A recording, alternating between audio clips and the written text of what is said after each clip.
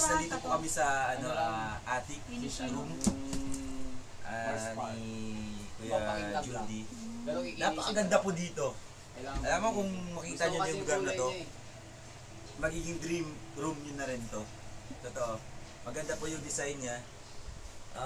Pero may napansin ako dito kasi kung mag-dim light ka, parang sa mga hotel, dapat dilaw to kasi masyado maliwanag eh.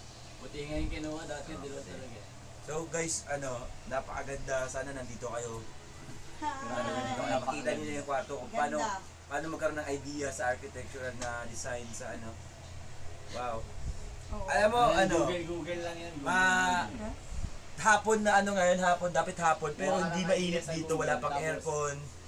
Ano mo yung sa'yo? Guys, sulit talaga, napakasulit. So, Kuya Judy, salamat sa idea. Pag nagkaroon ako ng sariling bahay, ganito din yung kwarto.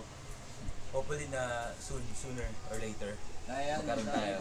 Pero yung terrace na itutupad. Yun ang gusto ko yung terrace na hindi niya nagawa para pag nakakapunta mo siya sa bahay, if ever na sabi niya, ganito ang gusto ko!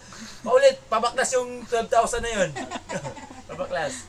So guys, nagkaroon ako ng idea. So, bilang mga soon to be parent dyan, mag-aasawa, sana makita nyo ito ganito para wala talagang regrets. Wala na kasi binura ko na Wala talagang regrets. So, dito makikita nyo, meron kaming may butas pa dito, no? Aircon yan. May butas. Ang plano na dito, yung splitter na aircon or sliding window.